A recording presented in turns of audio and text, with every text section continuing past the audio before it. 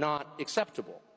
And I think the real answer is Jeffrey Epstein was working on behalf of intel services, probably not American. And we have every right to ask, on whose behalf was he working? How does a guy go from being a math teacher at the Dalton School in the late 70s with no college degree to having multiple airplanes, a private island, and the largest residential house in Manhattan?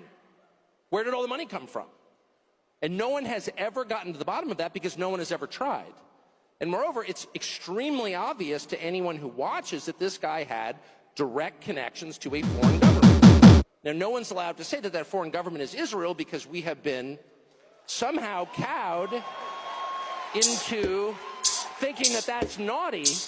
There is nothing wrong with saying that. There is nothing hateful about saying that. There's nothing anti-Semitic about saying that. There's nothing even anti-Israel about saying that. I've spent my entire life pretty much in Washington, where I knew and loved a number of people, including one very close person who worked at CIA.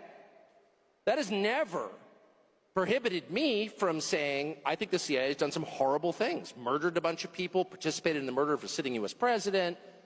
It's got a whole trail of crimes. That doesn't make me a disloyal American. It doesn't make me anti-American in any sense. I was born here. My family's been here for hundreds of years. I love this country.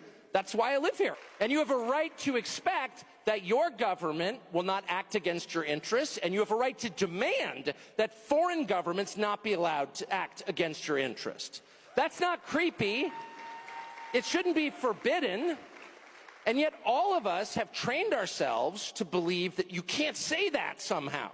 That that's like too naughty and forbidden. And the effect of making that off limits has been to create a lot of resentment, and I'll say it, hate online, where people feel like they can't just say, like, what the hell is this? You have the former Israeli prime minister living in your house.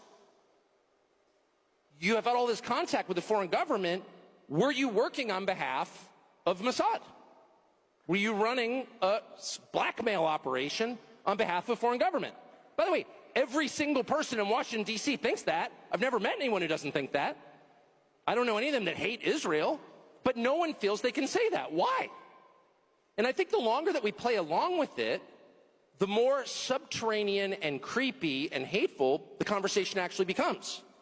So I think it's better just to say it right out loud. Did this happen? And of course, that question has been asked to the government of Israel, and their answer is, we're not going to tell you. And I think our answer should be, no.